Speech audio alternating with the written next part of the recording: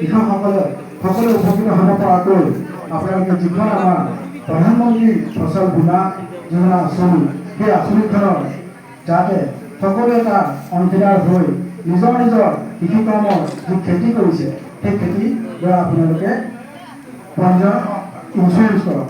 অৰ্থাৎ আপোনালোকে সকলোৱে কয় আমাৰ বানপানীয়ে খেতি নষ্ট কৰে, আমি একোৱেই নাপালোঁ।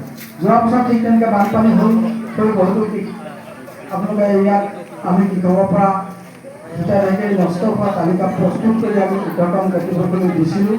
প্ৰাকৃতিক দুৰ্যোগ ব্যৱস্থাপনা আঁচনিৰ অধীনত আপোনালোকক ক্ষতিপূৰণ দিয়া হ'ব বুলি কৈছিল, কিন্তু বৰ্তমানলৈকে চৰকাৰে সেই আঁচনি কোনো ধৰণ মুকলি কৰি নিদিয়াৰ বাবদ আপোনালোকক দিয়া নাই।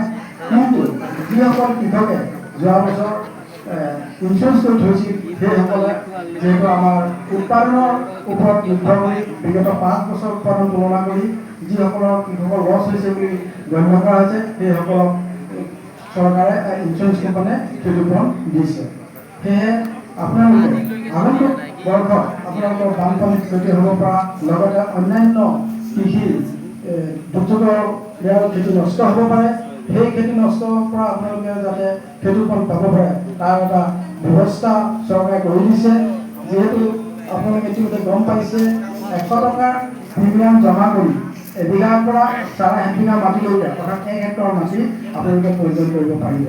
আৰু সেই পঞ্জীয়ন কৰিব কাৰণে আপোনালোকৰ আধাৰ কাৰ্ডখন লাগিব, মাটি গাঁও যিহেতু এই এৰিয়াত জনগণিক কৃষকসকলৰ কম আছে, গতিকে গাঁও প্ৰধানৰ পৰা আপোনালোকে খেতি কৰা চাৰ্টিফিকেটখন লৈ কিমান মাটিত খেতি কৰিছে সেই চাৰ্টিফিকেট প্ৰমাণপত্ৰ দিব আৰু বেংক পাছবুক লগত লাগিব আৰু আপোনালোকৰ যিখিনি